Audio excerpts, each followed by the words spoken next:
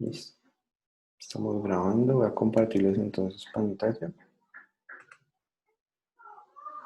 Y nosotros habíamos hablado también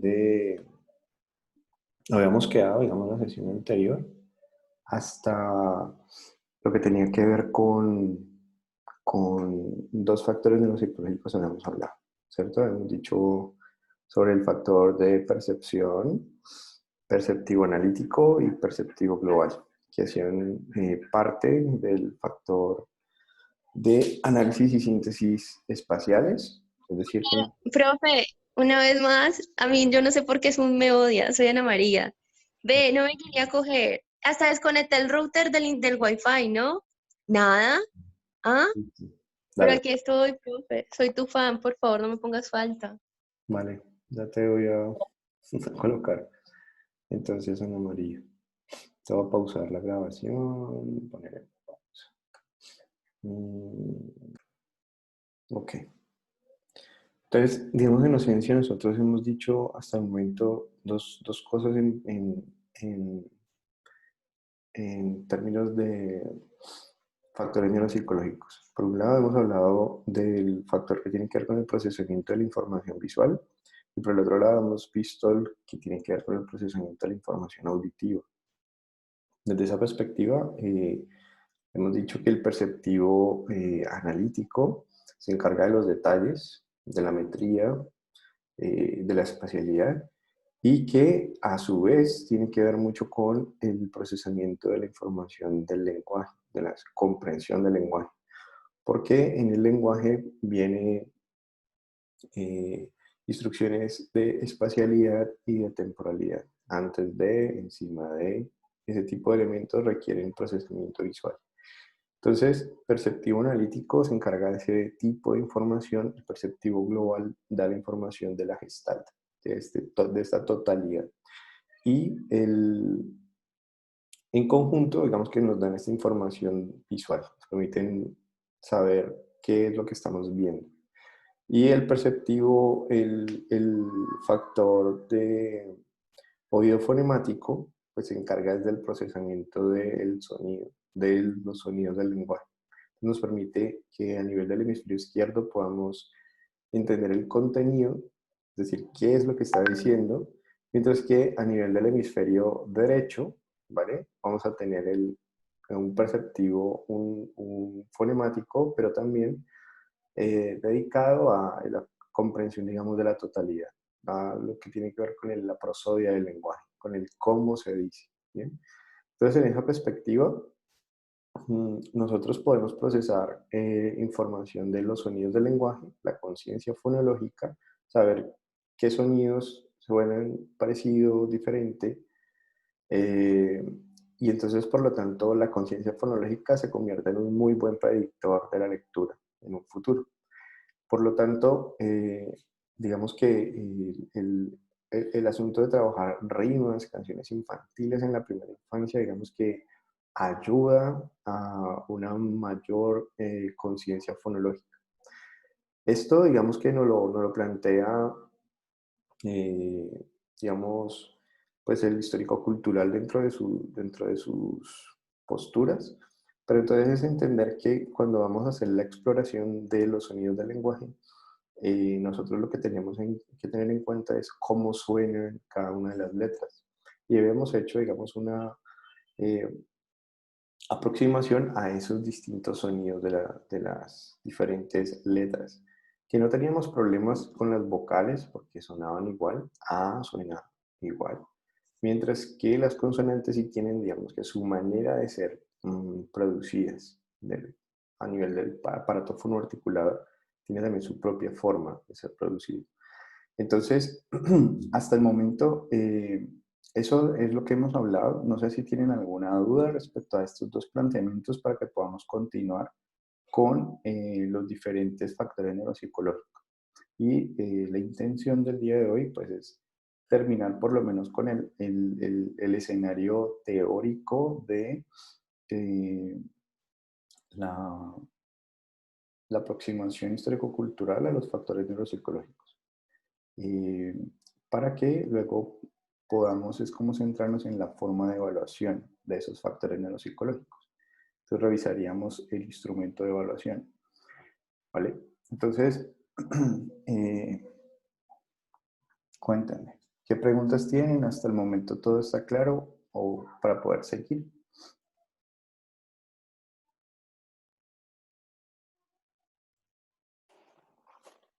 Buenos días, profe. No, pues por el momento todo está claro. Hasta Ok, el momento. Sí. hasta el momento. Ok, listo, listo.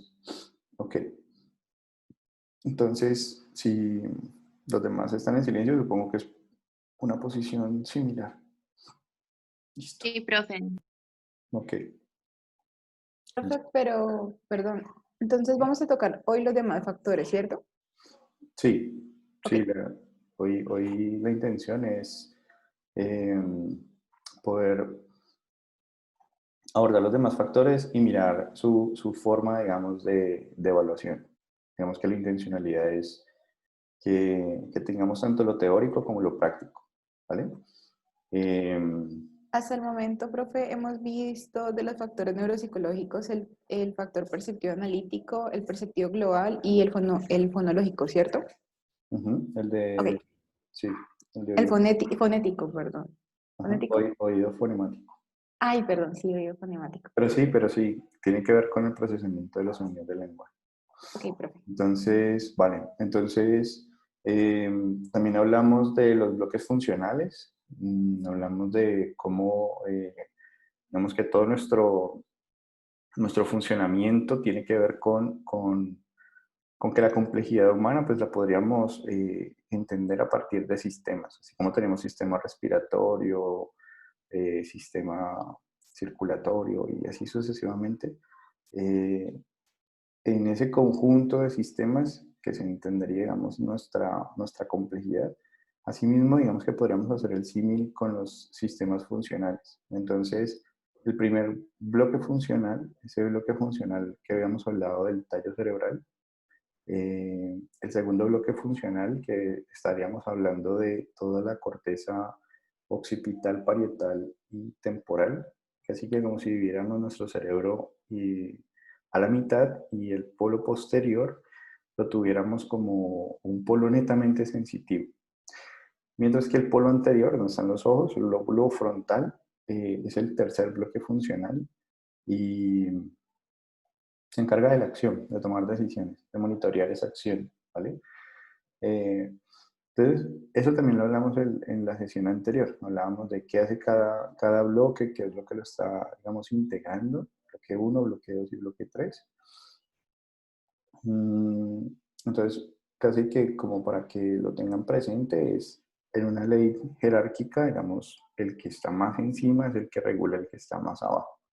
Esa ley jerárquica de organización del funcionamiento cerebral, pues nos ayuda a entender por qué son la corteza frontal, digamos que una de las más importantes dentro del comportamiento humano y que cuando hay una lesión de córtex frontal tenemos un síndrome porque afecta, bueno, sí, incide, digamos, de forma mucho más compleja en el comportamiento humano, porque no es solamente la acción, sino que pues la acción está involucrada tanto en el movimiento como en el monitoreo de esa acción, la regulación de esa acción. Entonces, pues va a verse afectado el lenguaje. Casi que nuestro comportamiento en sí es solo acción. Por lo tanto, vamos a tener un conjunto de señales así que alteradas. Y por lo tanto, vamos a llamarle a ese síndrome. Y un síndrome disejecutivo, principalmente. Pero en el fondo,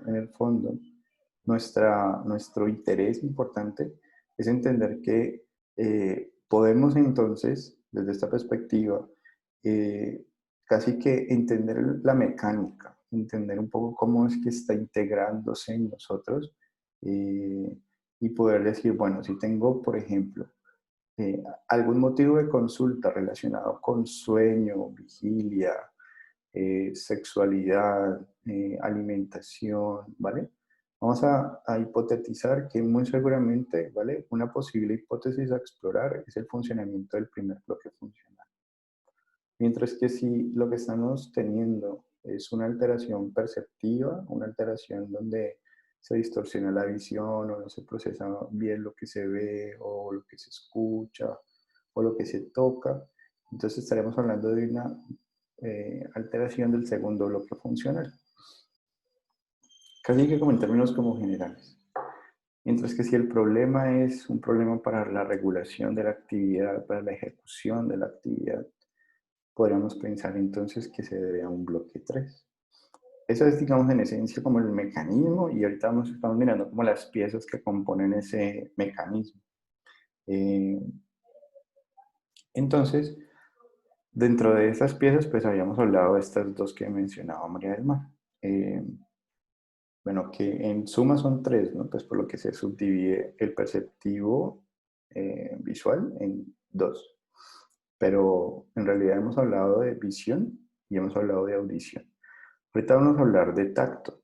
Vamos a hablar de tacto y vamos a hablar también de emociones un poco, porque las emociones juegan un papel importante en la toma de decisiones. Entonces, si por ejemplo ustedes dicen, yo, ¿cómo regulo mis emociones? ¿Cómo mantengo que cuando me cuenten un chiste pues me ría, pero que cuando esté en un velorio no me ría? Eh, que esté en clase y súbitamente vaya a participar y me esté riendo, sino que tenga como una respuesta emocional contextualizada, que se debe a un factor, y ese factor principalmente es un factor de regulación emocional. Entonces, este factor de activación emocional, de regulación emocional, pues es un factor que está casi que ligado, responsabilizado de que cuando tengamos que utilizar una emoción, pues si yo en este momento me siento feliz, pues me siga sintiendo feliz y no pase, digamos, a una manía. O si me siento triste, no pase luego a una depresión, sino que pueda regular mis emociones, balancear mis emociones y actuar, digamos, de forma contextual. O sea, en ese momento me puedo reír, me río, es normal que me ría. Entonces, que se regulen mis emociones, que no vaya a parecer como algo sospechoso, como en la relación humana, que uno diga, bueno, este asunto social me ayuda mucho las emociones para que no parezca alguien extraño, ¿no? Alguien poco claro. Entonces me sea tratado como alguien normal, ¿no? En ese orden de ideas, entonces el factor que tiene que ver con regulación de emociones, pues es un factor de regulación emocional. O sea, aquí digamos que no hay mucha creatividad al respecto, ¿sí? Entonces, con eso en mente, nosotros vamos a intentar que por lo menos todo lo que tiene que ver con comprensión de emociones lo podamos explicar a partir de las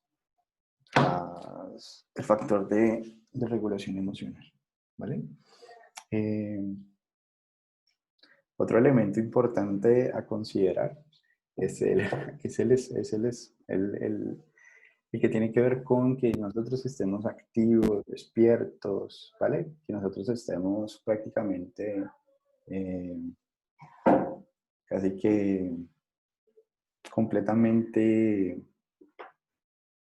con una activación cortical. Es decir, ¿a qué me refiero con activación cortical? Me refiero a que podemos aprender, podemos prestar atención, podemos no estar dormidos. Y esa activación cortical, entonces, se debe a un factor de activación cortical. Entonces, el factor de activación cortical casi que sería como el factor del cual depende que toda la actividad superior, o sea, que la actividad del bloque 2 y el bloque 3 funcional, puedan mantener su actividad, porque el factor de regulación emocional, el factor de activación cortical, o el fondo de activación inespecífico, pues más técnicamente hablando se llamaría así, fondo de activación inespecífico, es un factor que lo que hace es mantener la actividad cortical para que cuando haya un estímulo que sea relevante, pues las neuronas casi que estén dispuestas o listas para procesar ese estímulo. Bien, entonces el fondo de activación en específico lo que nos permite es esta regulación a nivel cortical, que estemos como alerta, ¿vale? Es como ese estado de vigilia, ¿vale? Y el otro que tiene que ver con una función similar, pero a nivel de las emociones, es el de regulación emocional. Bien, estos dos factores los encontramos en el primer bloque funcional. Bien, es decir, desde todo el tallo cerebral, desde la médula espinal, el puente, el mesencéfalo y el diencéfalo. Todo esto, digamos que sería nuestro tallo cerebral, y con eso nosotros vamos a proponer entonces que cuando existe una posible narcolepsia, digamos, dificultades de sueño, alteraciones de sueño, entonces podríamos pensar que el bloque uno o específicamente el fondo de activación en específico es el que puede estar débil en este paciente, ¿vale? Eh, Ahí podemos pensar también en interacciones medicamentosas, es decir, qué medicamentos se está tomando, que puede generar una situación de este síntoma, ¿no? Este efecto que notamos, que no tiene, que le cuesta dormir o bueno. Y también podemos nosotros rastrear en hábitos, es decir, pues hay personas que duermen, se acuestan muy tarde o se acuestan, tienen dificultad para dormir, pero porque están, digamos, todo el tiempo con el celular, la luz del televisor, ese tipo de higiene de sueño podríamos explorar. Pero en suma, lo que nosotros necesitamos entender es un poco como, bueno, ¿cuál es la causa por la que se está presentando? Entonces vamos a explorar si se debe a un asunto de bloque 1, de factor de activación en específico, o no. Y si no, entonces vamos a buscarlo ya como un asunto de higiene de sueño, es decir, de lo que la persona hace en su entorno que deriva entonces en un síntoma. Ok.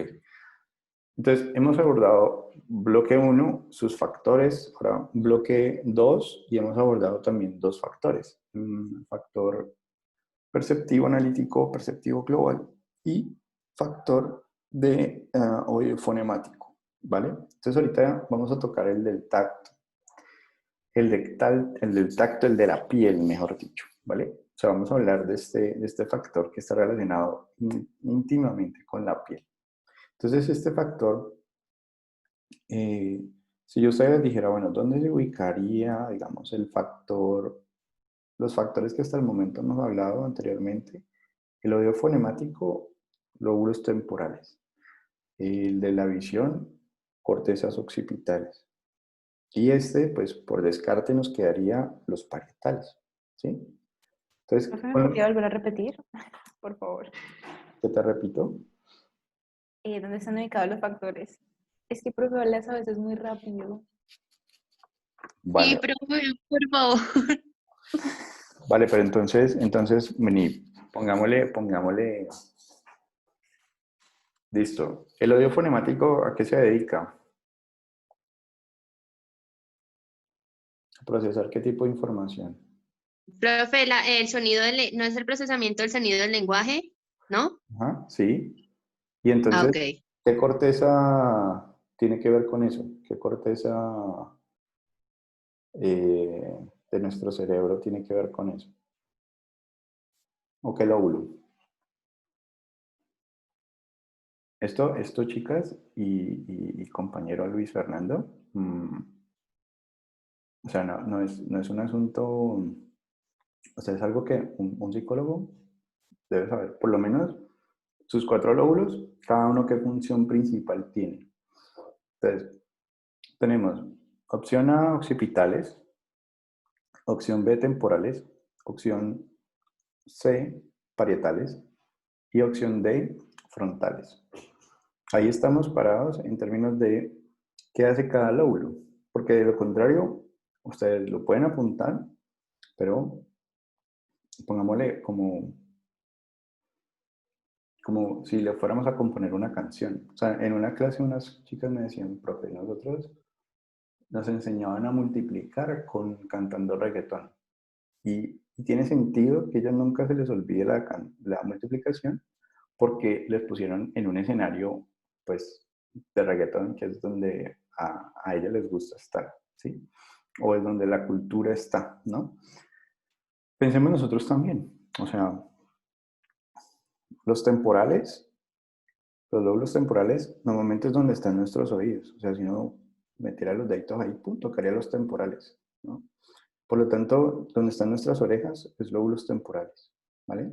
Por lo tanto, oído fonemático está en los temporales, donde están nuestras orejas, ¿vale? Acá atrás, occipitales, nosotros, el nervio óptico es de los más grandotes que tenemos y se cruza y va a dar entonces a los lóbulos occipitales. Entonces no podríamos decir pues que tuviéramos ojos en la espalda, pero tratar de recordar que realmente, no sé, si han visto Cumbia Ninja tiene una canción de hay que tener ojos en la espalda. No sé si eso les ayuda a recordar que occipitales tiene que ver con visión. Y ahorita nos vamos a encargar entonces de los parietales, que tienen que ver con el procesamiento motor, todo lo que tiene que ver con la sensación corporal. Bien. Entonces ahí está tu respuesta, ¿sí? Pero sí tratar como bueno, no se nos puede olvidar. A ver, porque si por ejemplo ustedes llegan, bueno, tuve un paciente que le dice, tuve una lesión, un traumatismo craneoencefálico y fueron afectados más que nada los lóbulos y ustedes quedan como si les hubieran dicho cualquier cosa. Digamos que no podríamos explorar con mayor precisión el nivel de alcance o el nivel digamos, de alteración. Profe, entonces lo del lóbulo temporal es de audición, el occipital de cumbianilla, o sea, que tiene que ver con la visión, y el parietal, que es con la sensación corporal. Sí, que es los que vamos a explorar ahora, los dos factores que nos hacen falta a nivel del bloque funcional 2. Ah, bueno, profe, gracias. Bien. Entonces, dicho eso, entonces ya, entonces en los temporales vamos a tener perceptivo analítico, perceptivo analítico. Vamos a tener entonces en los temporales es el de oído fonemático. ¿Sí? Y a nivel de occipitales, vamos a dividirlo por izquierdo. El occipital izquierdo tiene que ver entonces con perceptivo. Voy a quitar esto que no me deja. Perceptivo analítico. Y el derecho tiene que ver es con perceptivo global. ¿Vale? Hasta el momento esto es lo que hemos hablado. Y a nivel de tallo cerebral, o sea, en el tallo cerebral, encontramos el de el fondo de activación inespecífico y la regulación emocional. Aquí tenemos entonces dos factores. Uno es el de fondo de activación inespecífico y el otro es el de regulación emocional. Y ambos se encuentran en el primer bloque funcional, tallo cerebral. Entonces vamos como de abajo hacia arriba. Por lo tanto, los siguientes que vamos a mirar acá son los que están en los parietales. Entonces, a nivel de los parietales, nosotros vamos a encontrar con dos factores, ¿vale? El primer factor es el factor cinético. Voy a ponerle los dos. Cinético es uno y sinestésico. Sinestésico. No los podemos confundir porque cada uno se especializa en algo distinto, ¿vale? Aporta una información distinta. Entonces vamos a mirar al detalle, pues, como en qué consiste, ¿no? Cada uno, cuál es el cinético y cuál es el sinestésico. Entonces, el cinético principalmente tiene que ver con la fluidez del movimiento, ¿sí? O sea, el cinético básicamente es energía, ¿no? La cinética tiene que ver con el movimiento. Por lo tanto, lo cinético implicaría que yo, como si estuviéramos hablando de una melodía cinética, como si estuviéramos hablando de que cuando nosotros, por ejemplo, caminamos, no se ve como algo robótico, sino que se ve fluido, ¿vale? Cuando vemos un movimiento robotizado o enlentecido o con cierta temblor o dificultad para iniciar el movimiento o dificultad para detener el movimiento, diríamos que está débil el factor cinético, ¿vale? Porque el factor cinético se encarga es de que yo pueda pasar fluidamente de una característica motora, de un eslabón motor, ¿vale? Pasar a otro eslabón motor cualitativamente distinto. ¿Qué significa eso? Esto que estoy haciendo aquí tiene una característica motora, ¿vale? Distinta a esto, ¿vale? ¿Listo? Entonces tenemos un eslabón motor distinto a este eslabón motor. El hecho de que yo pueda hacer este movimiento fluidamente, ¿vale? O sea, cualitativamente distinto, cualitativamente distinto, cualitativamente distinto, y pasar fluidamente de un eslabón a otro eslabón motor, me lo garantiza el factor cinético, ¿vale? Por lo tanto, va a verse implicado en todas las actividades que pasan por el componente motor, el habla, la escritura, la lectura, ¿bien? Pero no lo vamos a ver tanto en procesamiento de información audioverbal. Es decir, un factor cinético no lo vamos a necesitar para diferenciar si dado o dedo suena igual o diferente. Vemos que no va a participar el factor cinético para poder hacer este tipo de distinciones. Entonces, en el plano audioverbal, el factor cinético no lo notamos mucho, no se van a ver muchas dificultades, pero sí las vamos a encontrar en todo lo que esté implicado a nivel motor. O sea, el factor cinético es un factor casi que responsable del movimiento humano. Todo donde participa él. Hablar, por ejemplo. Mire, A, E, I, cada uno de esos diferentes sonidos tiene una característica motora diferente. Entonces, pasar fluidamente significaría que yo puedo pasar, que ustedes me entiendan, ¿no? Que yo no me quede como James Rodríguez en una sola letra, pegado, ¿vale? Entonces, la fluidez motora es gracias al factor cinético, ¿vale? El hecho de que ustedes puedan hacer este movimiento es factor cinético, ¿listo? ¿Por qué? Porque esto es cualitativamente distinto y esto es diferente. Y el paso fluido, pues, factor cinético. ¿Bien? Entonces el factor cinético está relacionado con este tipo de información, nos garantiza entonces el movimiento y por lo tanto participará donde el movimiento sea requerido. No lo vamos a ver necesario, no lo vamos a ver participando en elementos audioverbales. Por ejemplo, el oído fonemático no lo vamos a ver en ningún tipo de elemento motor. O sea, tiene que ver solo con el audioverbal, el oído fonemático.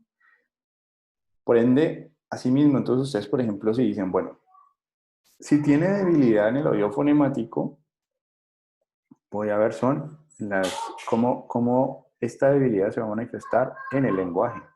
Bien, pero voy a cerrar la puerta.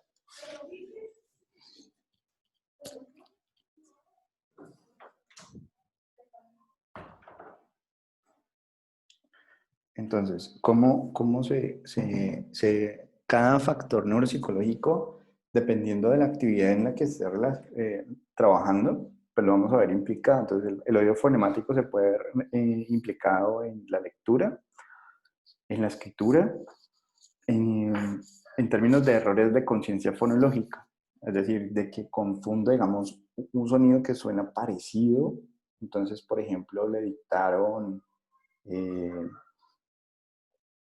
digamos que le dictaron onomatopeya, ¿vale? Digamos que era la primera vez, bueno, más fácil, duna. Digamos que le dictaron, mira, duna. Y él nunca había escuchado duna. Entonces, por conciencia fonológica, dice, debe ser que se equivocó, debe ser luna. Y entonces copia luna, ¿vale? Entonces ahí digamos que vemos cómo es un error de oído fonemático. El no procesamiento, digamos, de la información tal y como se dice, como la conciencia como suena. Dijo duna, si yo nunca la haya escuchado, es duna, y la copio. O que yo diga, bueno, esta palabra es con N, con M, con B pequeña, con B grande, con S, con C, con Z, ¿vale? Va a depender mucho del oído fonemático, ¿vale? Porque ahí tenemos, es como, bueno, ¿cómo traducimos en grafemas los sonidos? O sea, yo sé cómo suena, pero entonces, ven, ¿cuál es el sonido? ¿Cuál es el dibujo que tengo que hacer, el grafema que tengo que hacer para que suene igual a como lo tengo en mi mente, como lo escuché? ¿Bien? ¿Listo? Entonces, ese es el oído fonemático que nosotros tenemos que entender allí, como de que vamos a ver implicados los fonemas. Entonces, si ustedes notan, estamos revisando para todos los fonemas, para todos los factores neuropsicológicos donde participan. Por lo tanto, los occipitales, que tienen que ver con la percepción visual, pues lo vamos a ver implicado inclusive en tareas, lo vamos a ver implicado en todas las tareas que tengan que, donde participa la visión, ¿vale? Pero no lo vamos a ver tan directamente implicado en tareas motoras, ¿bien? Sin embargo, digamos que el límite allí es un poco difuso, porque nosotros casi que tendríamos que analizar muy bien tarea por tarea. O sea, cuando nosotros exploramos los factores neuropsicológicos, vamos a ver, vamos a decir, claro, este es un resultado de la debilidad de un factor. Y mira cómo esta debilidad de este factor se ve en estos errores en en las diferentes tareas. ¿Bien? Entonces, el factor cinético, pues se encarga entonces de esa fluidez del movimiento, ¿vale? Entonces, casi que técnicamente diríamos, es el paso fluido de un eslabón motor a otro eslabón motor cualitativamente diferente. Traducido al castellano sería, es el hecho de que yo pueda moverme fluidamente, ¿vale? Que el movimiento sea fluido, ¿listo? Ahora, hay también un factor que es el factor de sinestésico, que es el que tenemos aquí abajo. Entonces, este factor sinestésico básicamente se encarga de procesar toda la información relacionada con lo que ustedes han escuchado de pronto en otras clases que le llaman como la conciencia corporal, como dónde está mi cuerpo en el espacio, ¿no? Dónde está casi que esta información propioceptiva, o sea, toda la que viene a través de mis tendones y mis músculos, mis huesos, dónde está mi cuerpo en el espacio. Pero entonces, en esencia, digamos que el sinestésico se encarga entonces de el tacto, ¿vale? Todo lo que tiene que ver con procesamiento táctil, o sea, cuando ustedes se meten la mano al bolsillo y sacan lo que necesitan, digamos, voy a sacar las llaves del carro y no sacan la USB o sacan otra cosa, sino que sacan, o sacan la moneda de 1000 que necesitan, ¿vale? Es puro tacto, puro tacto. Se lo garantiza el factor sinestésico. El factor sinestésico entonces procesa esta información táctil, este nivel de detalle táctil, lo procesa, pero también se encarga de la precisión del movimiento. O sea, una cosa es la fluidez del movimiento que te lo garantiza el cinético, pero yo puedo ser fluido pero torpe, ¿vale? O sea, fluido pero torpe me refiero a que si estamos en una clase de aerorumba, ¿vale? O de zumba, lo que sea, entonces tengo el profesor en adelante y yo me muevo fluido, ¿vale? Él dice que haga este movimiento, ¿vale? Y resulta que el sinestésico, ¿vale? El sinestésico, él está haciendo el movimiento con su mano izquierda, ¿vale? Entonces yo lo estoy haciendo con mi mano izquierda, pero resulta que él dice, bueno, ahorita vamos a cambiar a la mano derecha. Resulta que yo sigo en mi mano izquierda. O vamos a girar a la derecha y yo giro para la izquierda. Vamos a ir hasta este punto y nos vamos a devolver. Resulta que yo me paso del punto, porque no puedo tener precisión del movimiento. Casi que lo podríamos decir algo así como si el cinético fuera la motricidad gruesa, mientras que el sinestésico fuera la motricidad fina. El sinestésico entonces nos da los detalles, es decir, nos permite que si yo puedo hablar fluidamente A, E, I, O, U, el sinestésico es el que garantiza que A suene el aparato fonoarticulador se ubique de tal forma que haga el sonido A. Si yo tuviera debilidades en el aparato fonoarticulador por falta de precisión, entonces tendríamos una debilidad sinestésica, entonces la A puede que no me suene tan bien. Casi que me hace falta vocalización, ¿vale? Casi que no lo puedo producir adecuadamente. Entonces, cuando tenemos errores de vocalización, errores de precisión, como que iba a decir esto y me sonó así, debilidad sinestésica. Entonces, miren cómo para el movimiento tienen que estar funcionando correctamente ambos factores. Porque si uno me da la fluidez, o sea, uno me permite pasar fluidamente, por ejemplo, voy a decir mi nombre, Alejandro. A, L, E, paso fluido de A, luego a L, luego a E. Ese paso fluido me lo garantiza el cinético, ¿vale? Pero la precisión motora de A, luego L, que pueda hacer con mi lengua y ubicarla donde tiene que hacer para que suene L y ubicarla nuevamente para que suene E, A, L, E. Eso es pura precisión motora. Entonces, el eslabón motor lo garantiza el sinestésico. O sea, usted va a hacer este movimiento A, listo. Eso lo hace el sinestésico. El paso de este eslabón motor preciso a otro eslabón cualitativamente diferente, que es L, bien, lo vuelve a garantizar el sinestésico que yo haga la L bien, pero el paso fluido de A a L me lo garantiza el cinético. ¿Se entiende? ¿Difícil? ¿Dudas? Voy a apagar la cámara, voy a desayunar un momentico. Bueno, y me cuentan, yo sigo aquí. Listo, pero voy a apagar la cámara. Cuéntenme, ¿qué preguntas tienen? Profe, o sea que cuando digamos una persona, ya que tú decías lo del sinestésico que tiene, digamos, la precisión del movimiento, el hecho de que, digamos, una persona tenga pues lo cinético de lo que tú dices de la fluidez del movimiento, o sea, esta persona puede tener bien lo cinético, pero puede tener alguna, no sé si falla, porque falla me suena como si fuéramos robots, pero digamos algún problema a la hora que tú decías de eso sí se puede tener bien el cinético y de pronto tener alguna, no sé, falla o cosa en el sinestésico, de que yo vaya a coger algo y boom, se me fue la mano, o esas Sí, personas que siempre se le caen todo, que uno les pasa algo y boom, ya, van a sí, donde mantequilla. Yo me sí, acordé mucho del debilidad síndrome de sinestésica. Tourette con respecto a los factores que hemos visto, a los bloques ¿A qué te acordaste? funcionales, al síndrome de Tourette. Ah, Sí, ¿cierto? sí.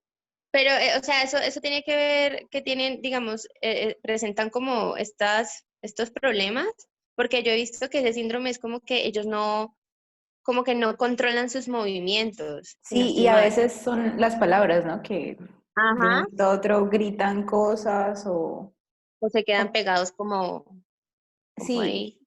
en ahí. Como por lo menos la película del Guasón, que él se reía y también hacía, digamos, un gesto, o sea, también implica un gesto facial, un gesto sinestésico, una función sinestésica y cinética, cinético. Bueno, Ajá. Sí, esas son las implicaciones. O sea, nosotros o sea, la invitación con esto es a que ustedes ya, digamos, vuelvan a mirar a las personas y digan, ok, debe tener una habilidad en este factor. O sea, cómo realiza la acción les va a indicar a ustedes qué debilidades, en qué factores tiene. ¿Mm? Esa es como la lectura. Entonces, claro, una persona puede tener debilidad cinética, pero no sinestésica, o tener debilidad sinestésica, pero no cinética. Y la manifestación del comportamiento va a ser también con esa característica. Es como si, desafortunadamente, el símil que siempre tenemos es con el robot, con el computador, con la IA, con la inteligencia artificial, de donde nosotros decimos, bueno, si si nosotros alteráramos, por ejemplo, las emociones, ¿cómo se vería un ser humano? Entonces tenemos personajes sin emociones. ¿Cómo se verían sin emociones? ¿Cómo se vería una persona si tiene una debilidad del factor cinético? ¿Cómo se vería su comportamiento? Nosotros podemos hacer ese tipo de predicciones, ¿no? Y de pronósticos también. De, bueno, cómo nosotros, por eso quería, digamos, empezar por la exploración de factores neuropsicológicos para que nosotros pudiéramos descartar de entrada o hacer una exploración de entrada cuando tuviéramos un paciente, poder decir, bueno, voy a explorar sus factores neuropsicológicos si considero que puede estar la causa asociada a alguna debilidad de algún factor, entonces lo voy a explorar. Voy a explorar cómo está funcionando. El factor que tiene que ver con este tipo de error. Uno podría tomar esa posición, o sea, focalizada, como que debilidad, digamos, hay un error en, confunde A con I, por ejemplo. Entonces ahí, hipótesis posibles, oído fonemático, toda falta de conciencia fonológica. Otra hipótesis posible, si la confunde cuando lo está leyendo o escribiendo, entonces tendríamos que implicar una exploración perceptivo-analítica para mirar si a nivel de espacialidad hay algún tipo de confusión y a nivel de proporciones, perceptivo global, para mirar si a nivel de síntesis, cuando está haciendo el todo, el procesamiento ya de toda esa información visual que ha procesado, puede decir, esto no es una A, sino que es una I. Si está fallando también, entonces perceptivo global también lo incluiríamos. Y podríamos también explorar, o sea, en esencia podríamos explorar esos, pero podríamos explorar también lo que tiene que ver con dos factores que todavía no hemos tocado, que son de memoria, los factores de memoria. Entonces, hasta este momento uno diría, bueno, podemos hacer ese tipo de exploración, ¿vale? O podemos también, es decir, una exploración focalizada, o hacer una exploración mucho más amplia, una exploración en la que tenemos, por ejemplo, todos los factores neuropsicológicos, los exploramos para saber, pues, el estado, digamos, de funcionamiento de cada uno. Porque a veces las exploraciones focales, como van buscando algo, se pierden. Es como cuando uno está mirando la hoja de un árbol y se pierde el bosque, ¿sí? Es como en esa misma línea. Entonces la recomendación es, pues obviamente el rumbo por el que ustedes van a seguir su camino, pues se desconoce, o sea, uno no sabe dónde va a terminar trabajando, si va a tener el tiempo disponible pues para hacer como su exploración como le gusta, pero la recomendación en términos del deber ser, de lo deseable, sería que exploráramos todos los factores neuropsicológicos para poder decir, bueno, ¿hay alguna debilidad en algún factor neuropsicológico que me permita explicar? Es como si nosotros dijéramos, bueno, el ser humano es actividad cerebral. Y como es actividad cerebral, entonces vamos a explorar su actividad cerebral, vamos a mirar cómo está esa actividad cerebral. Para decir, bueno, lo que estoy observando no se debe a la actividad cerebral, o sea, al factor neuropsicológico, o se debe al factor neuropsicológico. Entonces yo ya necesito el apoyo de un neuro, no solamente el procesamiento psicológico, no solamente la actividad psicológica, ¿sí? Entonces, en términos como generales, por decirlo así, nosotros vamos a encontrarnos con esas dos actividades, dos posibilidades. La exploración de lo que considero que tiene, así, o sea, tiene debilidad de atención, exploro la atención, tiene debilidad de lectura, exploro lectura, o tiene debilidad de atención, pero voy a explorarlo todo para saber por qué se está presentando. Y tiene mucho más sentido si lo miramos desde la concepción histórico-cultural que lo exploremos todo. ¿Por qué? Porque si lo exploramos como una sola cosa, estaríamos negando todo lo que son las esferas de la vida psíquica. Si ustedes recuerdan, la clase anterior también hablábamos de esferas de la vida psíquica. Y entonces decíamos, si yo, por ejemplo, me voy a explorar solo lo cognitivo, pues estaría solamente teniendo en cuenta, digamos, los factores que están relacionados con lo cognitivo y ya.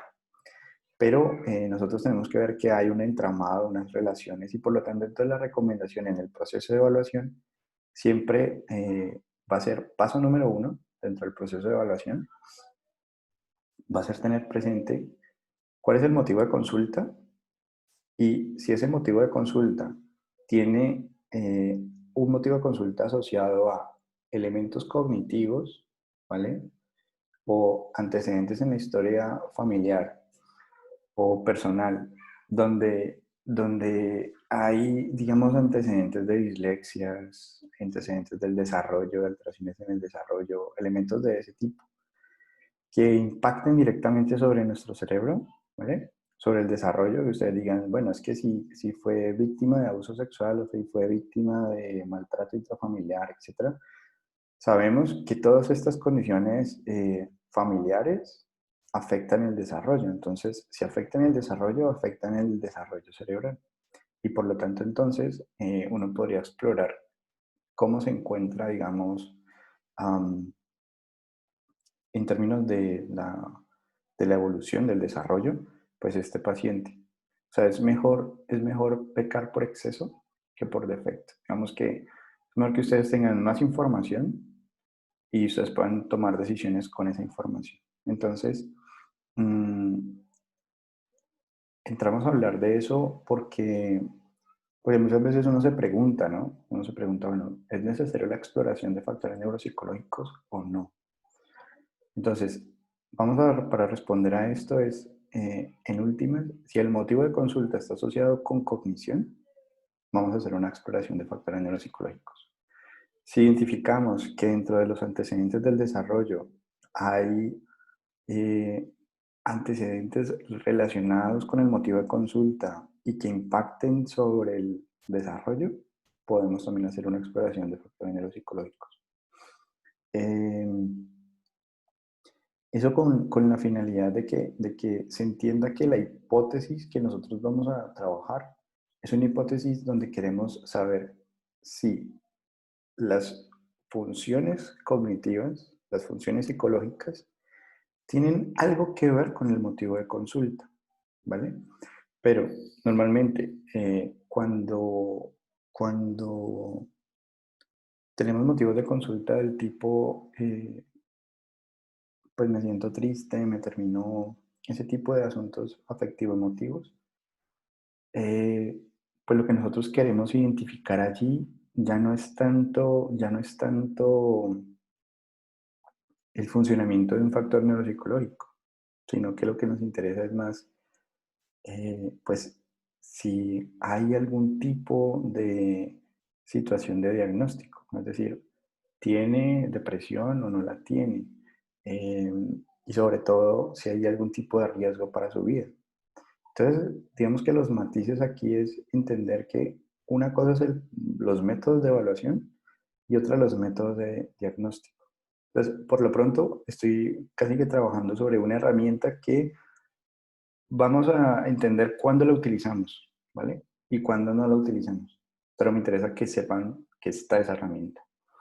Y luego nos vamos a concentrar entonces en los otros métodos de evaluación psicológicas para cuando uno dice, bueno, no necesito la herramienta neuropsicológica. Entonces vamos a hacer la exploración psicológica, la evaluación psicológica. ¿Listo? ¿Claro? Sí, profe, o sea que nosotros en el momento de hacer esa exploración de factores neuropsicológicos, ¿se hace mediante pruebas o cuál es como el proceder? ¿O mediante una entrevista? Pues me digo como mediante preguntas, o se remite el paciente a un neuropsicólogo como tal. Ok, ok. ustedes pueden hacer una exploración, o sea, si la hipótesis que ustedes consideran está, digamos, ligada, creen que tiene que ver con lo neuropsicológico, pues la mejor recomendación sería que lo tratara un neuropsicólogo, o sea, que lo evaluara un neuropsicólogo. Lo remito a evaluación por neuropsicología. Bien. Eh, pero también es importante que ustedes reconozcan que tienen la posibilidad de hacer una exploración es decir, ustedes con lo que vamos a ver en el día de hoy, vemos que ustedes no quedan como analfabetas, digamos, del discurso de la neuropsicología. Que ustedes, por ejemplo, puedan decir, bueno, yo tengo razones para pensar que necesita exploración por neuropsicología. Otra cosa es que a ustedes la persona les diga, no tengo para pagar neuropsicólogo, la remisión me la dieron por ahí dentro de un año, o sea, una cosa así muy, muy extensa. Ustedes pueden hacer una evaluación de funciones cognitivas, no posicionarse en el lado del neuropsicólogo, ¿sí? Es decir, una evaluación neuropsicológica es diferente a una evaluación de funciones cognitivas. Entonces, la evaluación de funciones cognitivas la puede hacer un psicólogo.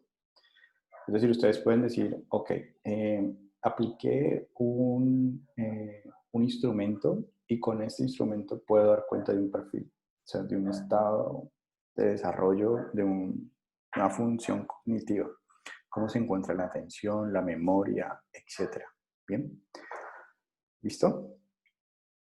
Y con estos elementos que estamos viendo aquí de factores, lo que tenemos es una participación de cómo nosotros como sujetos estamos hechos prácticamente de la participación de estos sistemas funcionales, de estos factores neuropsicológicos que los incluyen.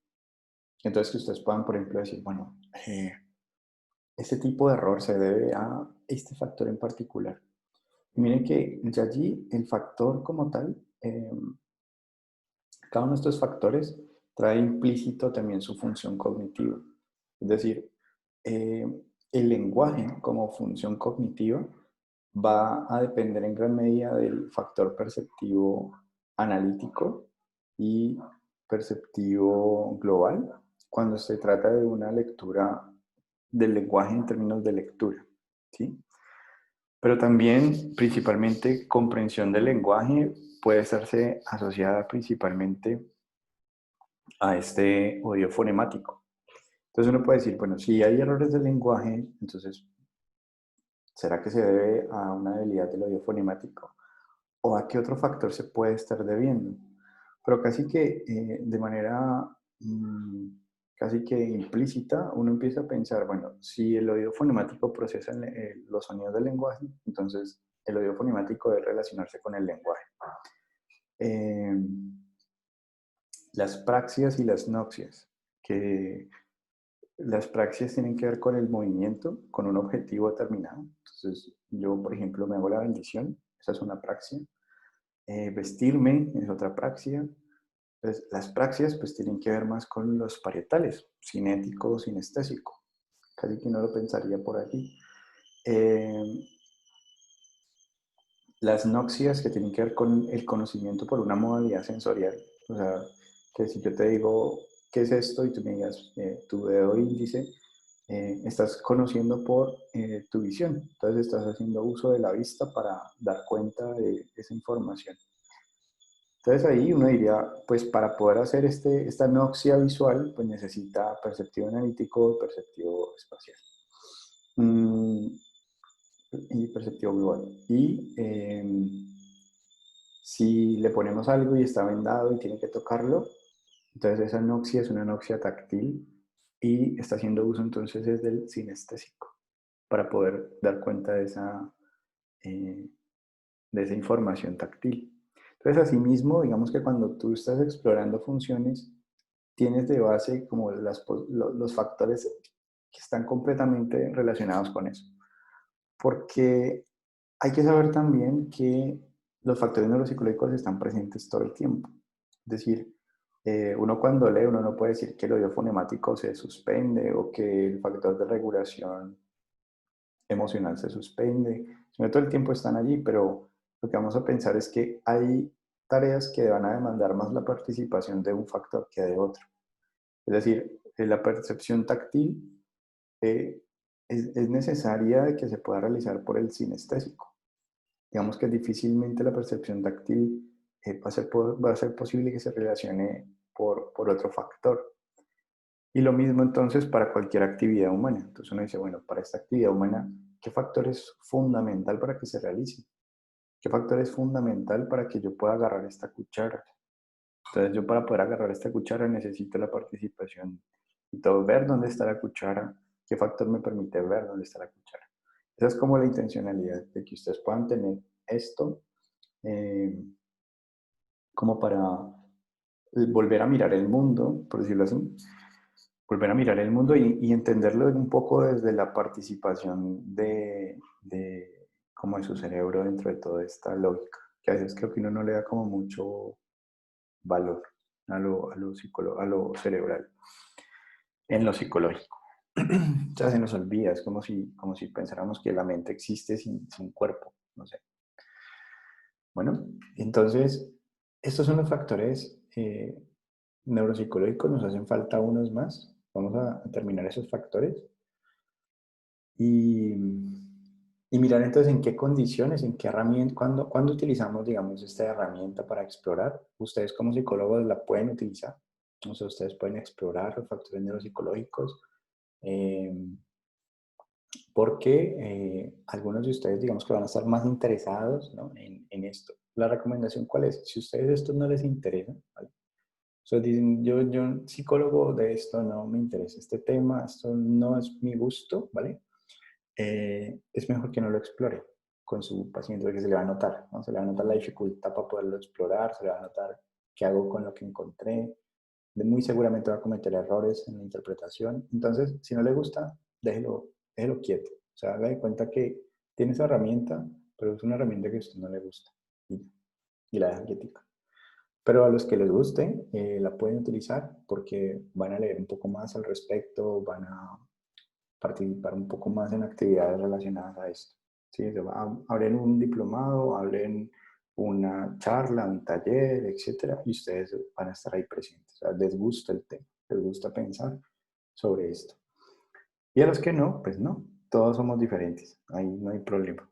Entonces, en un curso de evaluación como este, de pruebas, de tener evidencias para poder tomar decisiones sobre la psicología, pues es necesario, digamos, que conocer las diferentes herramientas que tenemos. Entonces, una herramienta es la exploración neuropsicológica, es decir, el uso de instrumentos neuropsicológicos. A nivel ético, pues se requiere entonces que esa persona que vaya a usar estos instrumentos, pues los sepa usar, le guste usarlos y no tenga, digamos, haya seguido el paso a paso, digamos, del manual, no se lo haya saltado ni por pereza, ni porque no le gusta, ni nada, sino que ha seguido, digamos, el método de evaluación. De eso se trata. Y sobre todo, cualquiera puede aprender a aplicar instrumentos. O sea, un técnico en pruebas, casi que lo que hace es aplicar pruebas, pero no sabe ni por qué, ni para qué, ni qué puede hacer con ellas, que es lo que haría un profesional. Entonces, vamos a mirar aquí que tenemos unos insumos para leer ese entorno, ese otro leído desde factores neuropsicológicos y que aún no hemos ni siquiera mirado pues cómo se evalúa, ¿no? Desde los factores neuropsicológicos. Pero sí me interesa entonces que dejemos listo lo que son a partir de la parte como teórica de los factores para que nos concentremos entonces en la evaluación. ¿Listo? Entonces, bueno, y esto es mucho más típico para aquellos que van a trabajar en contextos educativos, ¿no? O sea, es más frecuente encontrarse con neuropsicólogos en escenarios educativos y en escenarios clínicos. Entonces, para aquellos que están como en esos escenarios, que les gustan esos escenarios, pues, digamos que va a ser más fácil que se encuentren con estos discursos. de cerebro y comportamiento. Bueno, entonces, nos faltan 2 factores neuropsicológicos más que los podríamos ubicar a nivel de los temporales, ¿vale?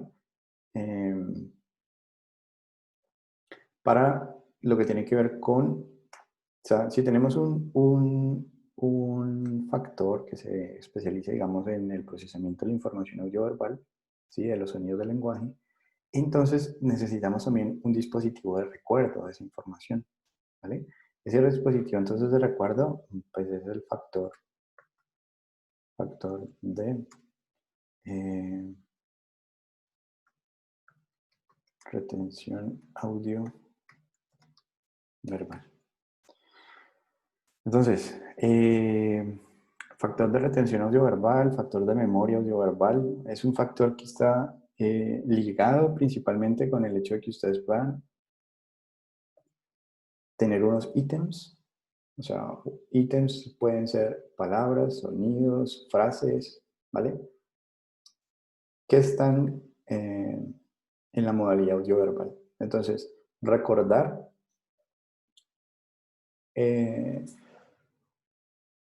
ítems audioverbales. Eso es principalmente, digamos, que lo que nos va a garantizar este factor. Ustedes puedan recordar, evocar. Entonces, uno diría, bueno, la memoria, si nos devolvemos a clases anteriores, semestres anteriores, les van a decir a ustedes que la memoria entonces tiene una codificación, donde casi que la información se organiza, se traduce, se codifica, se almacena y posteriormente se puede evocar o se decodifica. Entonces a veces es cuando nosotros decimos, la tengo en la punta de la lengua, hay una falla, digamos, en la decodificación, es decir, en acceder a la información para recuperarla, traerla. Entonces, desde esa perspectiva es importante, número uno, que nosotros recordemos que el factor de retención audioverbal pues, se encarga prácticamente de que nosotros podamos recordar la información audioverbal, tanto el almacenamiento de esta información en el corto plazo como en el largo plazo. ¿Bien? Para los instrumentos de evaluación normalmente corto plazo y largo plazo, cuando yo quiero explorar largo plazo de memoria, lo que sucede es que entre la primera evaluación y la siguiente evaluación ha pasado un lapso de 30 minutos, ¿vale? 30 minutos. Significa esto que si yo entro a una sesión, ¿vale? Y mi sesión dura 40 minutos o 45 minutos, y yo planeo evaluar memoria, ¿listo? Significa que yo no puedo evaluar memoria faltando 5 minutos para terminar la sesión. Implicaría entonces que yo voy a evaluar memoria al empezar la sesión. ¿Por qué? Porque si voy a explorar, tengo que esperar 30 minutos aproximadamente o que realice una serie de tareas en el intermedio de otra modalidad sensorial, visual, táctil, cualquier otra, pero no audioverbal, porque voy a explorar la memoria audioverbal, entonces le doy un contenido de información audioverbal, él realiza otras tareas, pues espero 30 minutos y lo vuelvo a ver y exploro. Entonces, ¿te acuerdas de lo que te dije en un principio? De la primera lista de palabras que te dije en un principio. Ahí entonces lo que hemos tenido es un desarrollo, una exploración de memoria. Entonces, punto importante aquí a recordar es, si voy a explorar memoria, tengo que hacerlo dentro de la misma sesión. Tanto la memoria audioverbal como la memoria visual.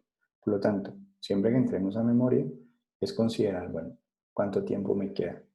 Si me queda muy poco tiempo, es preferible que lo deje para una siguiente sesión. O sea, me salte porque se me pasó, porque apenas estoy como practicando, porque es que el paciente es bastante demorado para la realización de las tareas.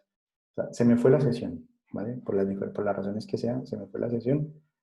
Es preferible entonces que la memoria la deje para la siguiente sesión. ¿Listo? Porque me va a demandar un tiempo. O sea, requiere para que podamos evaluarla un tiempo. Entonces, un tiempo mínimo de 30 minutos. ¿Vale? 30 minutos. Entre que yo aplique, espere esos 30 minutos y vuelva a medir. Por lo tanto, eso va a pasar de los 30 minutos. Casi que requiere una sesión. Pero lo chévere de memoria es que en el medio, entre la primera evaluación y la última, tú puedes seguir evaluando. O sea, puedes evaluar otras cosas. Entonces, no es que digas, ah, si voy a evaluar memoria, pierdo la sesión. No. Es, necesito para evaluar memoria empezar temprano para luego poder volver a evaluar memoria y que me alcance. O sea, que termine la sesión con evaluación de memoria y otras funciones que haya explorado, ¿vale? O otras tareas que tenga. ¿Ok? Ahora, entonces, factor de retención audioverbal garantiza la memoria audioverbal. O sea, todo lo que tiene que ver con modalidad audioverbal, sonidos, palabras, ahí. ¿Listo? Memoria audioverbal. La letra de una canción, memoria audioverbal. ¿Listo? Ahora, vamos a mirar que existe también a nivel de los occipitales, entonces, un factor de retención visual.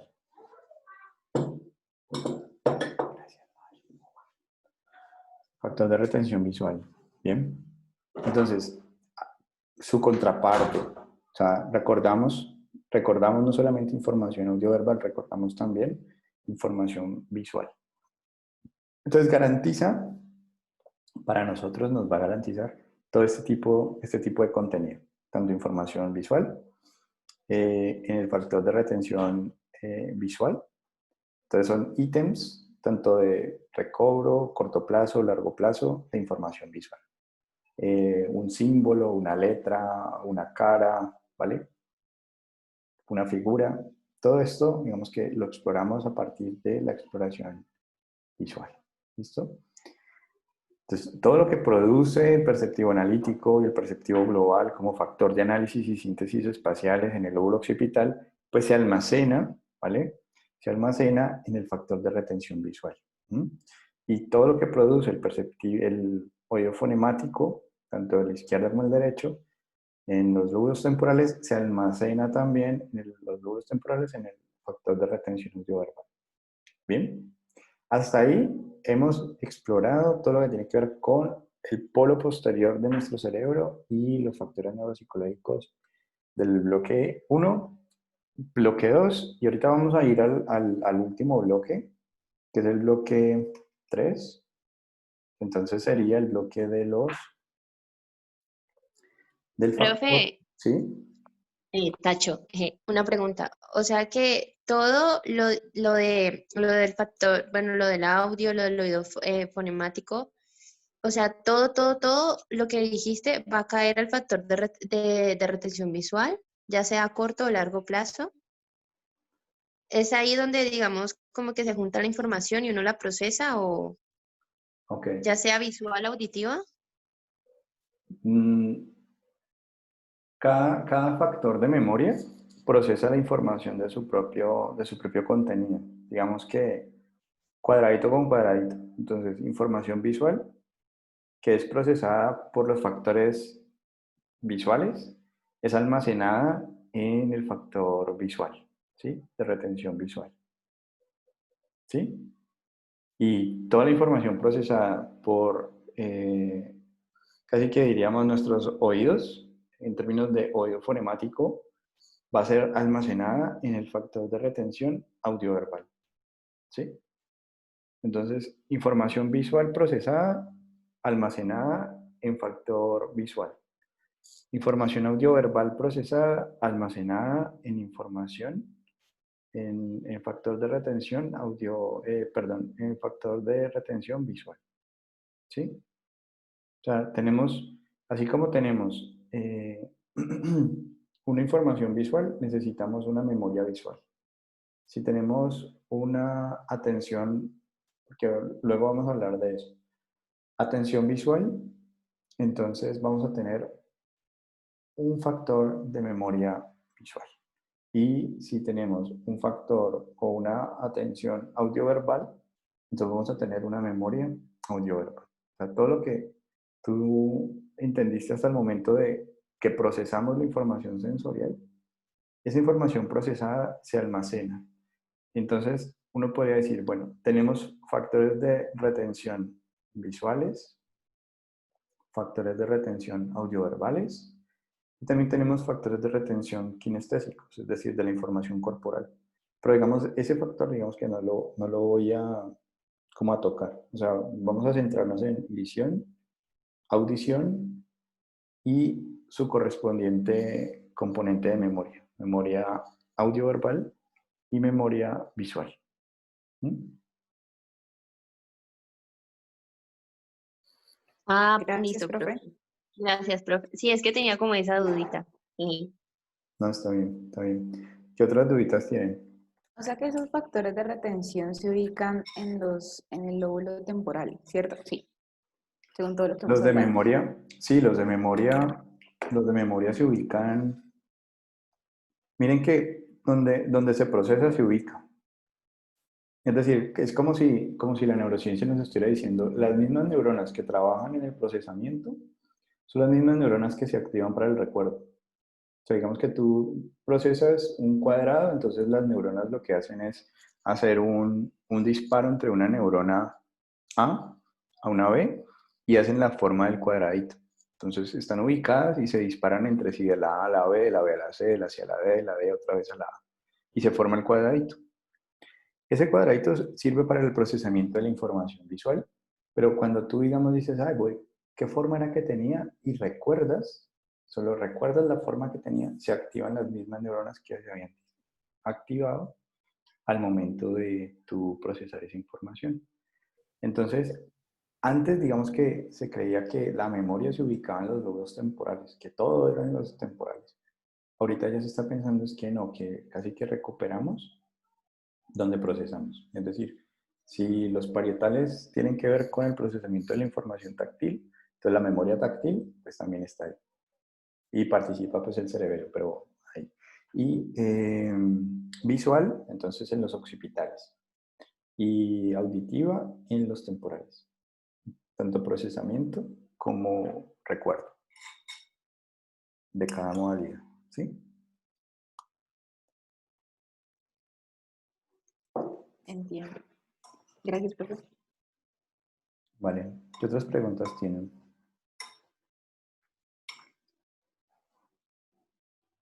Profe, qué pena ser tan Vale, intensa. O vale. sea Eso se trata. que cada factor tiene su propia memoria. Y lo que vos decías, o sea, algo que me causó mucha curiosidad es procesa y almacena. O sea que muchas veces, por ejemplo, cuando uno se encuentra a un compañero y, ay, vos te acordás de mí y uno como que, ¿quién es este man? Como que no recuerda la cara, como que es porque a veces como que no procesa o no queda almacenado o como. Sí, digamos que nosotros, o sea, lo que tienen que ver con con las condiciones, digamos, de recuerdo de la información. Por eso, eh, digamos que el curso nosotros, o sea, nosotros tenemos pues poco tiempo para ver muchas cosas. Entonces ahí lo importante como que tú tengas presente es que no necesariamente por el hecho de que tú veas un rostro lo vas a recordar. ¿Cómo haces para convencerte de que lo necesitas? Es decir, nosotros tenemos un espacio limitado en el cerebro, ¿sí? Digamos que es como una maleta pequeña para un viaje muy largo. Entonces tú lo que haces es que si algo te interesa lo tratas de meter y lo metes a la fuerza y lo vas plegando. Por eso la corteza cerebral tiene dos pliegues, básicamente. Es como que en un espacio pequeño una cosa muy grande. Pero eh, tú nunca olvidas, por ejemplo, a qué eres alérgica, jamás, porque de eso depende de tu vida. O sea, es como que si me olvido que soy alérgica a las nueces y me como una nuez, me muero. Entonces nunca lo voy a olvidar.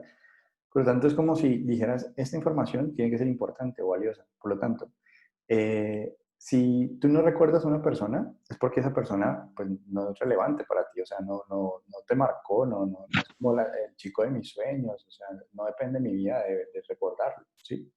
Mientras que si para la otra persona se acuerda de ti, pues pueden haber, pues no, te asoció con alguien importante, o sea, a nivel familiar, ah, se parece a mi hermana o es la chica de mis sueños. Profe, ¿eso no es memoria selectiva? O sea, o sea, es como que uno selecciona solo o se le queda lo que a uno le interesa.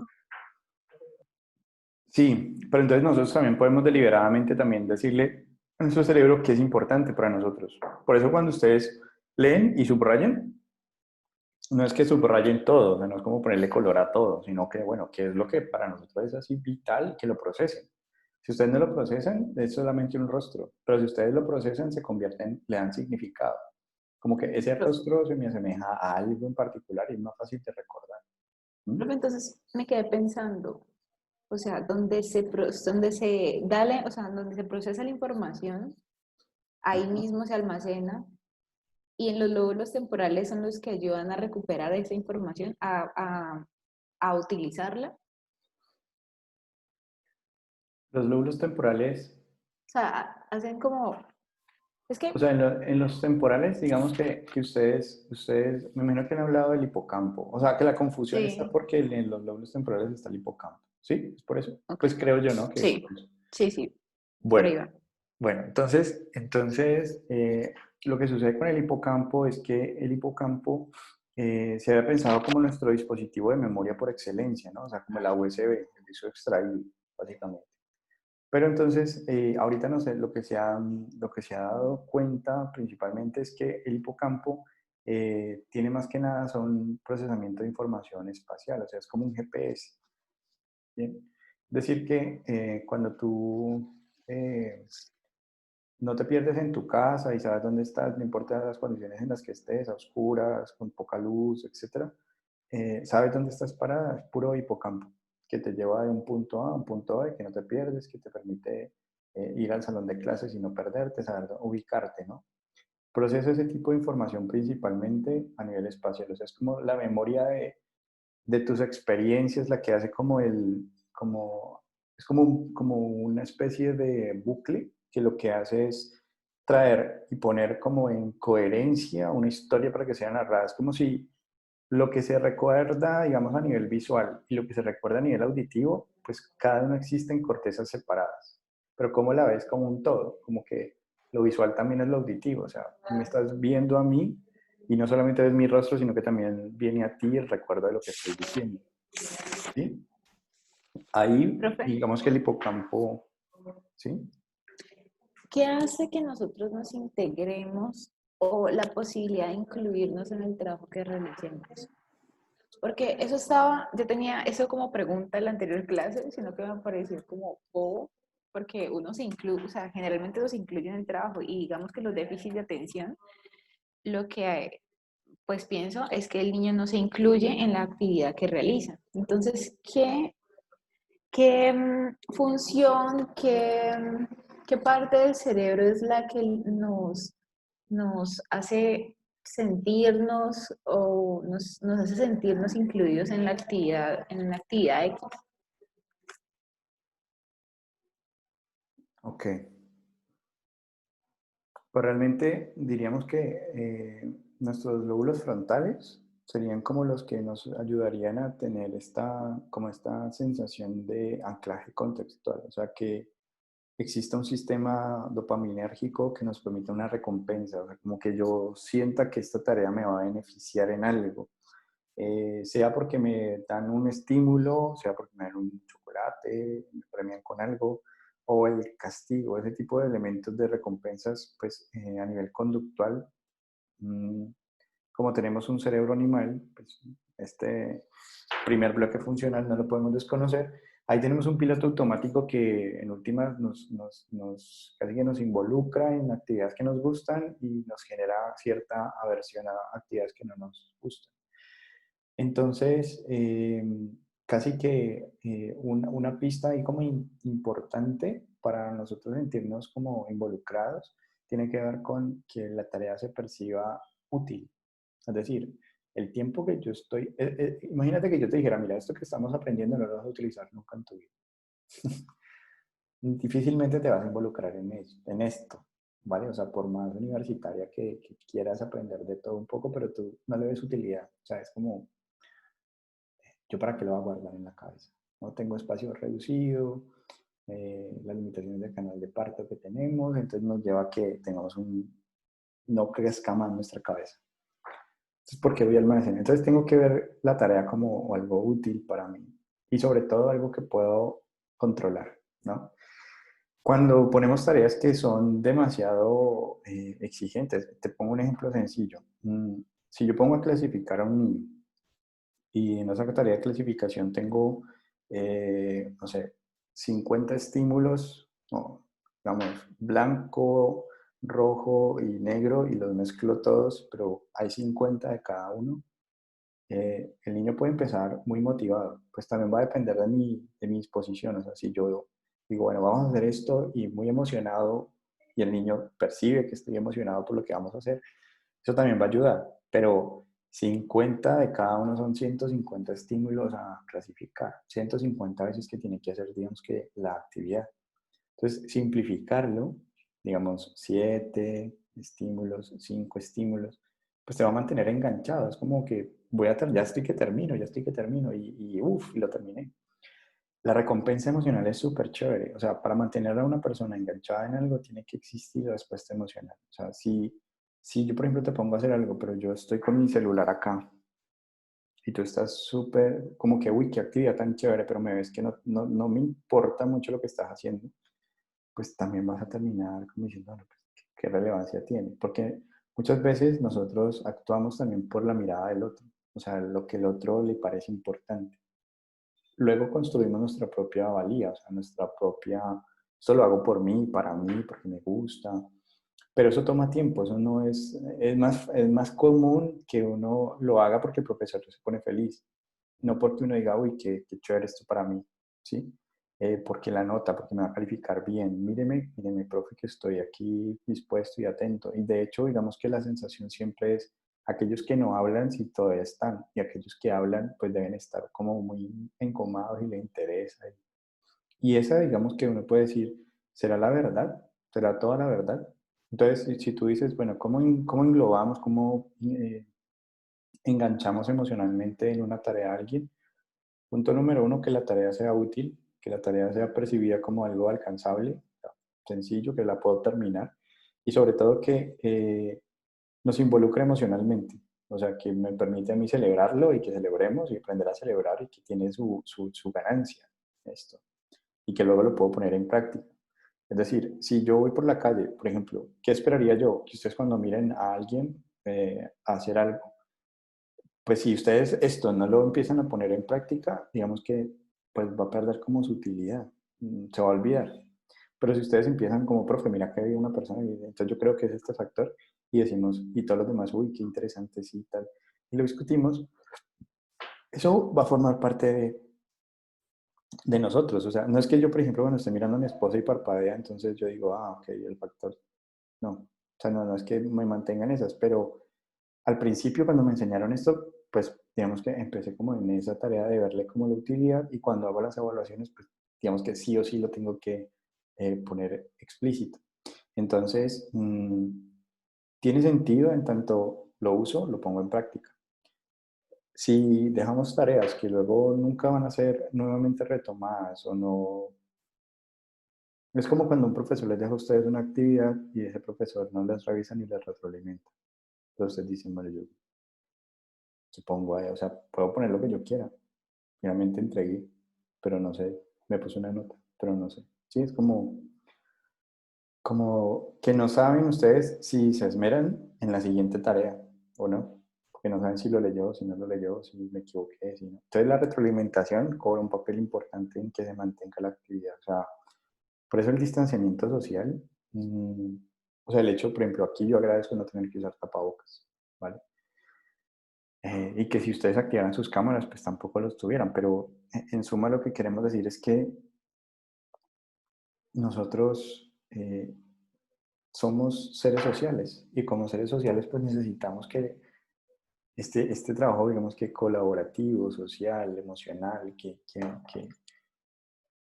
nos retroalimentemos, así sea con una mirada, o sea, de alguna manera esté lo humano. Por eso uno prende la cámara, por lo menos intento como que independientemente de cómo físicamente me encuentre, etcétera, es como que esto es lo que hay, ¿vale? Esto es lo que hay, pero es lo humano, es lo que está presente. ¿Listo? Entonces, hasta aquí tenemos los factores. Estos son los factores neuropsicológicos. Nos falta un factor, que es el factor del tercer bloque funcional. Este factor es el factor de... bueno, toca escribir aquí. Factor de...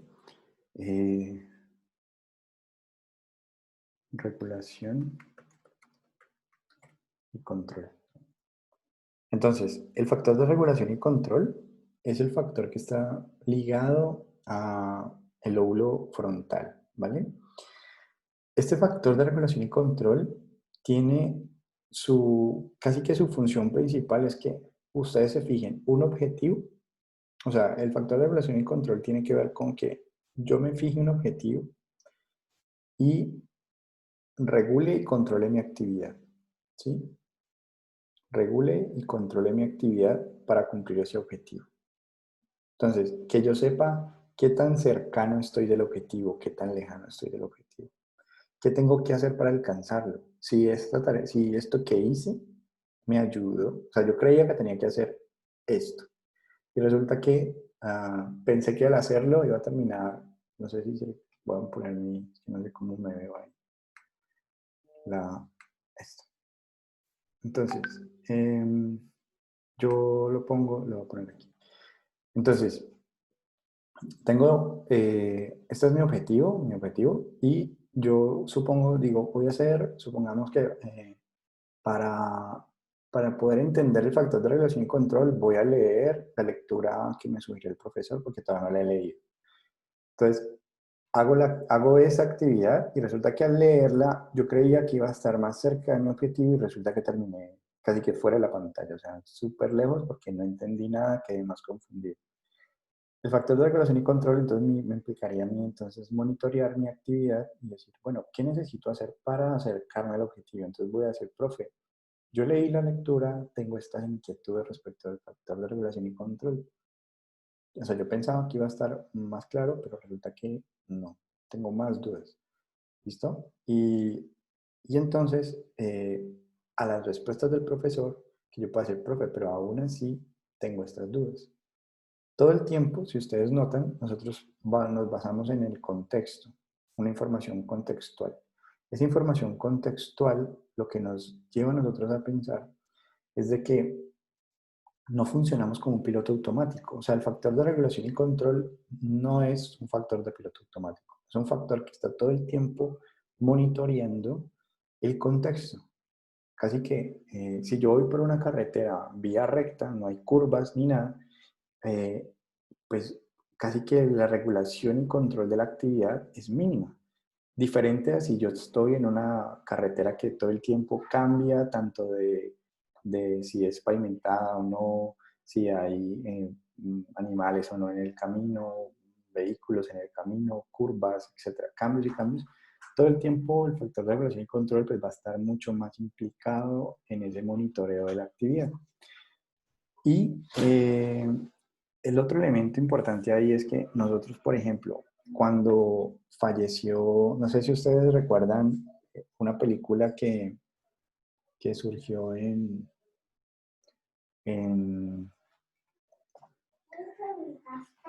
¿cómo se llama eso? En Estados Unidos, un piloto que tuvo que aterrizar su avión en un río, creo que en el río Hudson, y creo que hay una película que relata, digamos, ese hecho con Tom Hanks, pues creo que está en Netflix o la pueden buscar. Relata como ese hecho, digamos, son un piloto que cuando despega, al despegar, a los pocos minutos de despegar, unas aves se meten en sus motores, él pierde todos sus motores y él tiene que tomar una decisión. Entonces no puede devolverse porque no tiene fuerza para devolverse, entonces ve un río y aterriza sobre el río y con eso salva a un montón de personas. Pero pues obviamente hay más cosas, pero pues, para que se vean la película si quieren, pero en el fondo es como si este avión estuviera controlado por una inteligencia artificial programada para ir de un punto A a un punto B, y no se hubiera contemplado, digamos, esta situación nueva de perder motores a los pocos minutos por estas situaciones, seguramente hubieran fallecido todos, mucha gente hubiera muerto, pero gracias a que existe el lóbulo frontal, permite una adaptación contextual. Entonces, yo hago esto y obtengo esta respuesta, hago esto otro y obtengo esta respuesta. ¿Esto qué significa? Que el factor de regulación y control está monitoreando mi actividad, pero también está monitoreando la actividad del otro, la actividad contextual.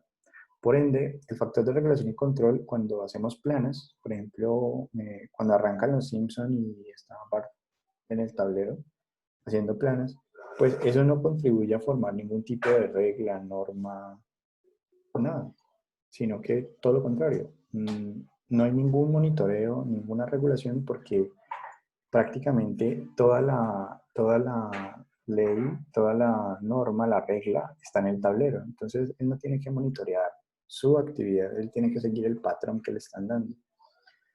De ahí que entonces regulación y control no es, lo estoy haciendo mal, estoy haciendo diferente a la regla que está allí pues del tablero, sino que implica que exista un objetivo y ese objetivo puede ser el hecho de que yo a ustedes les diga, mire, cuando escuchen la palabra rojo van a dar eh, dos aplausos.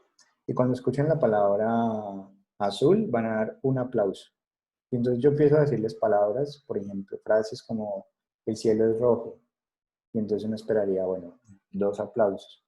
Pero yo también puedo decirles a ustedes, bueno, ya no es 2 cuando escuchen rojo, sino que van a ser, no van a hacer nada.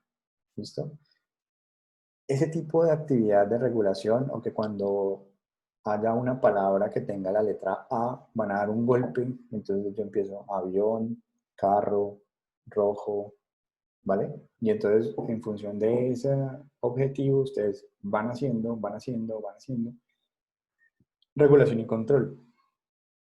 Bien, pero normalmente las personas si nos comparamos con los animales, o sea, un perro tú puedes entrenarlo mucho para que haga algo, entonces tú lo entrenas para que cuando tú hagas así te dé la pata, supongamos. Pero resulta que le quieres cambiar esa orden. Vas a tener que trabajar mucho más mientras que nosotros como seres humanos, pues basta con que, mira, yo te hago así, tú me das la mano y ya la siguiente vez te digo, mira, ya no, ya no. Cuando te haga así, eh, me vas a dar un abrazo. Y eso es como la diferencia.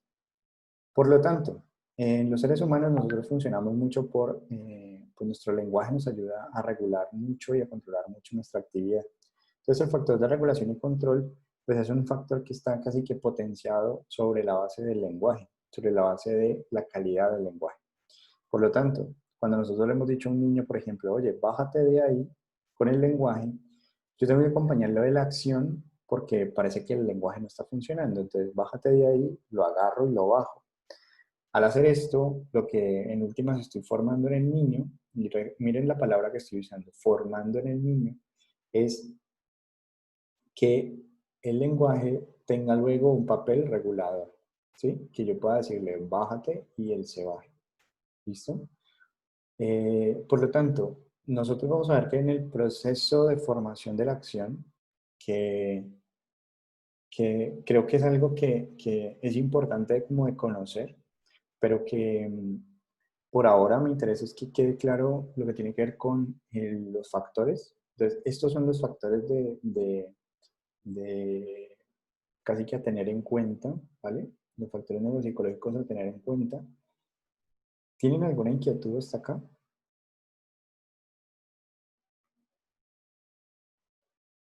No, por el momento. Ok. Entonces, ustedes ya tienen el instrumento. Ese instrumento, la idea es que, pues ya que tienen esta información, entonces empiecen como a revisar con el manual y con el instrumento cómo se aplica, cómo se utiliza, cómo se hace, para que la siguiente vez que nos veamos, pues revisemos ese instrumento como tal. O sea, cómo lo haríamos, cómo evaluaríamos, qué tendríamos que tener en cuenta, qué dudas tienen y pasemos como un poco más rápido por allí, ¿vale?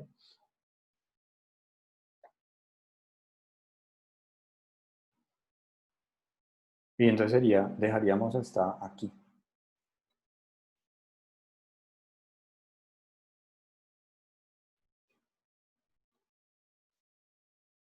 ¿vale? ¿Profe, qué dijiste? Les dije que tienen en el instrumento, de evaluación de factores neuropsicológicos tanto para niños como para adultos. Elijan el que deseen, niños o adultos. Ya que tienen esta información, entonces vayan a mirar el manual. Traten de aplicarlo, o sea, traten de ustedes poner como, bueno, dice que haga esto, yo lo hago así, es así, profe, para que la siguiente clase ustedes me digan, profe, mira, nosotros leímos y lo hacíamos así, es así, o cómo es, para que precisemos, pero ya con base en la acción, o sea, con base en lo que ustedes hicieron, ¿vale? Profe, ¿Sí? tú cierto que ya mandaste, o sea, leemos los manuales que ya mandaste al grupo, porque tú mandaste como 3. Sí, ¿Esos ajá. 3 los leemos entonces? Sí, digamos que los tres son, el de niños viene separado en 2 lecturas, el de adultos viene en una sola lectura. Entonces, tú eliges, tú dices, voy a leer el de adultos, porque el de adultos sería para 16 en adelante, el de niños es de 5 a 12 años, que son 2 lecturas, viene manual e instrumento, mientras que en la de adultos está comprimido, o sea, las 2 lecturas se hicieron un solo PDF. O sea, Ah, en ok. realidad sería como si leyéramos 4 lecturas, pero pues adultos son 2 y niños son 2. Entonces, dependiendo de la que tú tomes, dices, bueno, me interesa, me veo más como una psicóloga de niños, entonces leo niños. No me interesa más los adultos, pues leo adultos, ¿vale? Pero es el Ah, ok. mismo concepto, o sea, los mismos factores neuropsicológicos, solo que para que vean también cómo se gradúa la dificultad en niños y en adultos, ¿vale? Sí, ok, entonces nosotros, digamos, no leemos las 4, sino que elegimos lo que tú dices, ya sea adultos o niños, y Exacto. sacamos como que otra vez preguntitas o vamos leyendo. Sí, o sea, lo importante es que casi que es como si lo aplicaran ustedes, hagan lo que, como si fueran el evaluador y lo estuvieran haciendo para que surjan dudas. Profe, yo le hice así, ¿está bien? ¿No está bien? Pues esto no lo entiendo bien, lo marco. Porque uno leyéndolo, uno dice, sí, está claro, pero vaya, hágalo. Lo importante es Profe, una pregunta, dijiste que ibas a sí. colgar como que las clases en un canal de YouTube. Sí, ya les envío la pasada y esta clase. Es que no recuerdo si Ah, les ok, enviaba. teacher. Dale, perfecto. Yo les envío entonces, ¿vale? Entonces, Vale, gracias. Hasta que luego. estén bien. Gracias, Hasta luego. profe. Gracias, profe. Chao. Feliz día. Gracias. Igual. Chao.